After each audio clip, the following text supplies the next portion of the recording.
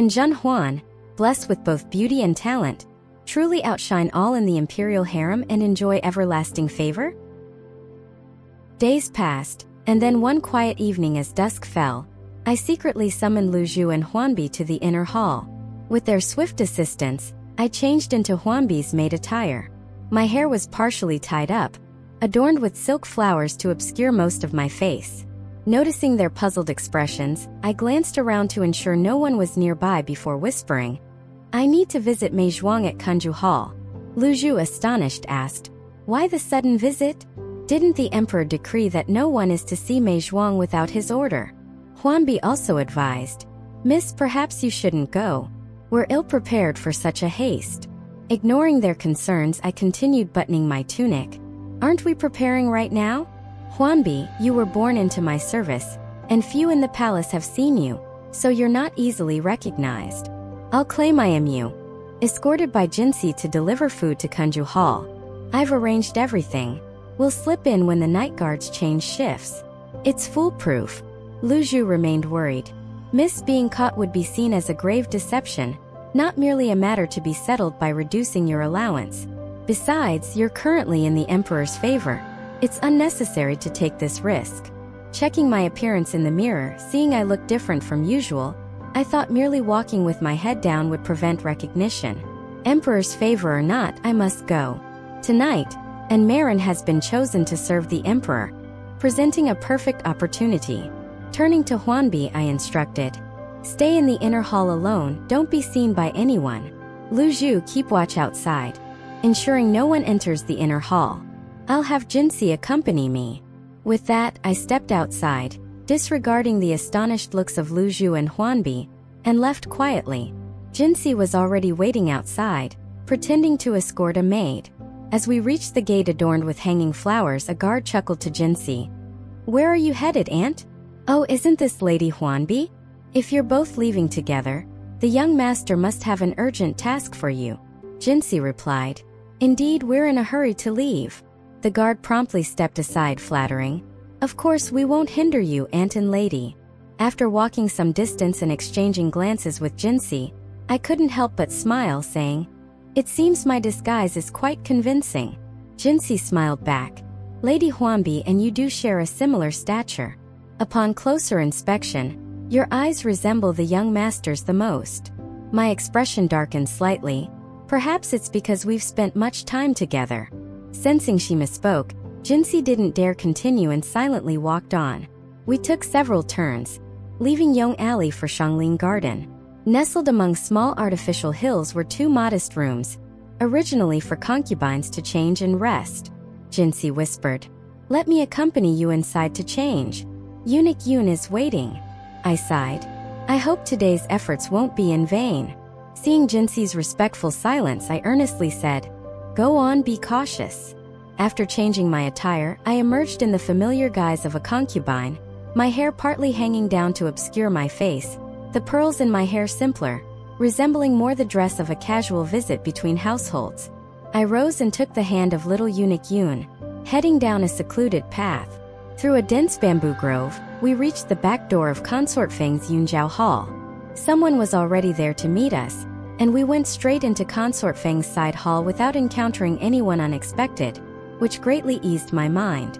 Through the gauze curtain, I saw Consort Feng alone, her head bowed, busying herself with a small garment. Smiling, I greeted, "Sister seems in good spirits."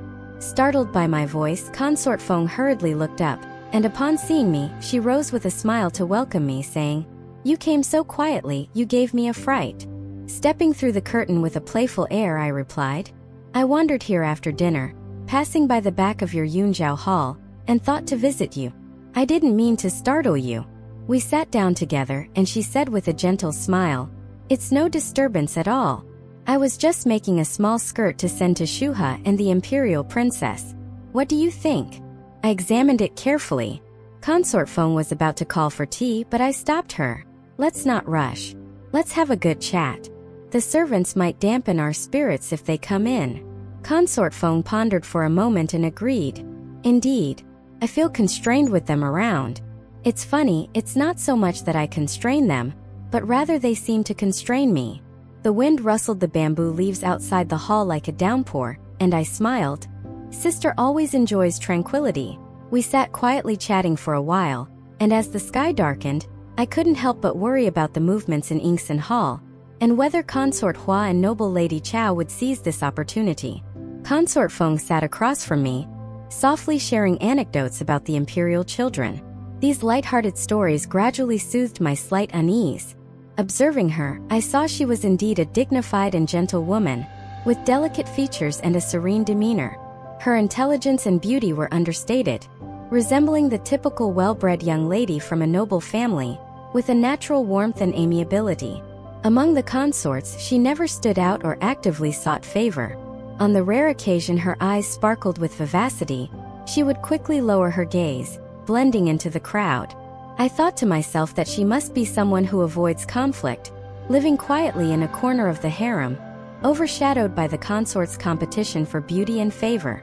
Though she had been in the palace for many years and ranked just below the consorts, her cohort included noble consort Lu and Lady Li, as well as noble consort Xian following close behind. Emperor Xianling treated her with respect, if not outright favor, certainly better than the now out-of-favor noble consort Lu and Lady Li.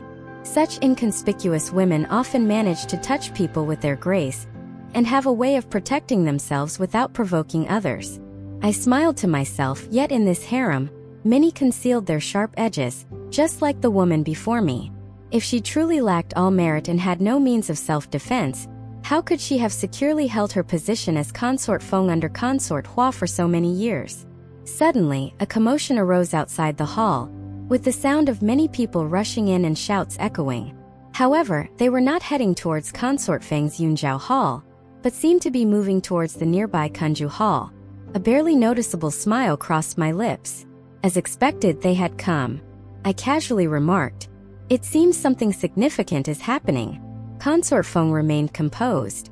The housekeeper Han Zhu came in to report, "Consort Hua has arrived." It appears there was a misunderstanding involving Jinxi, a maid from the young noble's entourage, who was trying to deliver some items to Mei Zhuang. Consort Feng looked at me with surprise and concern. "It involves someone from your retinue." I responded calmly, "I did send Jinxi to deliver some items. It's probably nothing serious. I'd rather not go out now.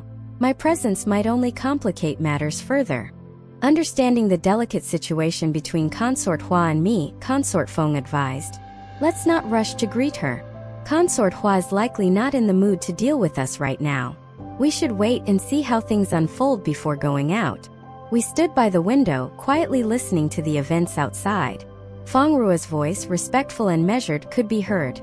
Jinxi only intended to pass some daily necessities and food to Shanchang through me. Since there were quite a few items, she brought 2 maids from Tongli Palace to help carry them to the antechamber, and did not seek an audience with the young noble. Jinxi, sounding humbly, added, "As Feng Ruo mentioned, I was merely following my mistress's orders to deliver some items. I did not disobey the emperor's edict or meet with Mei Zhuang." Consort Hua's voice, though soft and laughing, carried an underlying sharpness. "Didn't you say you brought 2 people with you? Why is it now just you and one other? Where's the third?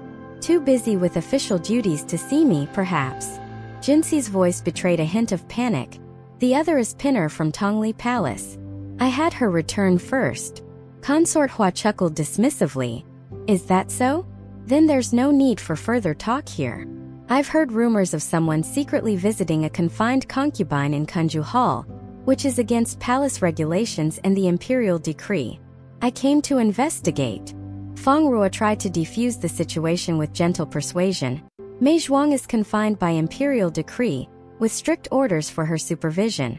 How could anyone have a private meeting with her?" Consort Hua scoffed loudly, intentionally raising her voice. "That's not necessarily true. There are plenty in this palace who are arrogant because of their favor. It wouldn't be surprising if someone had the audacity to do so." My expression darkened slightly. Consort Hua was being overly presumptuous, openly mocking both in presence and absence. Consort Feng glanced at me, suggesting, "Consort Hua seems to suspect you're involved with Kunju Hall. Perhaps it's better to go out now and clarify things." I remained quietly behind the window, saying, "There's no rush. Going out now would only inflate Consort Hua's ego. If we don't let her search, she might use this baseless accusation against me again in the future. After a moment of silence, Consort Feng remarked, Consort Hua's actions lately seem overly hasty, losing the measure she used to have. With a trace of a smile playing on my lips, I replied softly, and what kind of measure did she possess in the past? It was merely a case of the pot calling the kettle black. Back then she had everything, and now she's eager to regain lost ground. Her hastiness is understandable, just human nature. Yet, internally I harbored doubts. Even if Consort Hua was acting hastily, Chao Qinma was known for her caution and meticulousness. Despite deliberately sending Huanbi to secretly inform them, it was surprising that Consort Hua arrived so quickly. Chao Qinma, being Consort Hua's right-hand woman, should have been more vigilant. Was it possible they placed too much trust in Huanbi? There seemed to be an underlying issue. Maybe Chao Qinma intentionally allowed Consort Hua to rush in. Perhaps she wasn't eager for Consort Hua to regain her power so quickly. Suddenly, everything clicked, solving previously puzzling aspects. If the scheme to frame me using Princess Winnie wasn't directly Chao Qinma's doing, then it must have been Consort Hua's plot. Considering Chao Qinma's affection for her only daughter, it seemed unlikely she would harm her own flesh and blood for favor. But since Princess Winnie wasn't Consort Hua's biological daughter, genuine affection was out of the question. Recalling the events at Shende Hall, I realized there were clues all along, which I had been oblivious to at the time. It was possible that this incident had sown discord between them. I couldn't help but chuckle coldly. It seems this game has become even more intricate. However, these were merely my speculations. For now, my focus remained on the matter of Mei Zhuang. The intricacies between Chao Qinma and Consort Hua could wait for another day. As the dispute outside the hall intensified, Jinxi and Feng Ruo remained kneeling, daring not to let Consort Hua through. I gestured to Hanju, a seasoned palace matron who had seen it all, and she immediately understood, bending her knee briefly before hurrying off through the back door towards the Emperor's Yuan Hall. Follow us to avoid getting lost and enjoy endless exciting stories. For more content, please go to the Story Wall homepage to view more exciting novels.